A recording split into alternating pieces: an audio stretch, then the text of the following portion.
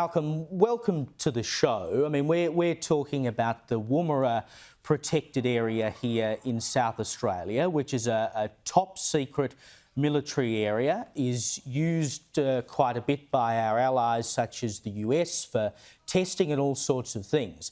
It seems extraordinary that we would let any kind of Chinese business, and we know the links between Chinese business and the CCP, to have access to such sensitive areas. Well, exactly. I think that there's no other reason for these Chinese businesses to be there except for gathering intelligence on Australia's military activities and the military activities of our key allies and partners. There is no way that defence should allow these companies to establish a foothold in the Woomera protected area. And basically, you might as well open the door and say, come in and take what you want.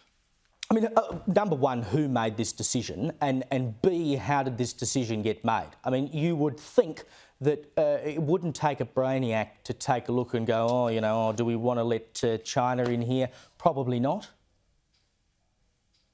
Look, I think, when you're talking about the intricacies and bureaucracies of government, there's many different actors, not all of whom are operating on the same page.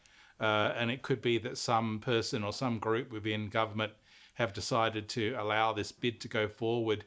It hasn't been approved yet, obviously, but essentially it's possible that people within government are not all essentially working to the same plan or perception of Chinese activities. And I think what this speaks to is a requirement for government to ensure that all levels of bureaucracy and defence and foreign affairs and home affairs and all other government departments are all working according to the same hymn sheet when it regards to China.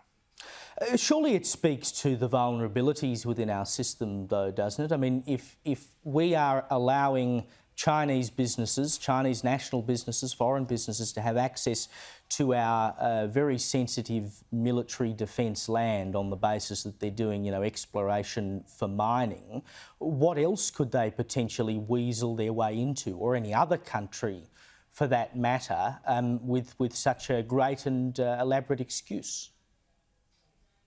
We just need to be much more on our guard when it comes to China. I mean, the Darwin port fiasco is a classic example where that decision should never have been agreed to allow China to control a key port in Australia. And I think that this Woomera sort of enterprise by these Chinese companies is the same sort of thing. We've seen them with Huawei in terms of trying to control our critical information infrastructure, trying to control our national power grids. We need to wise up and open our eyes to what China is about. And we shouldn't be so naive as to believe everything they say at face value.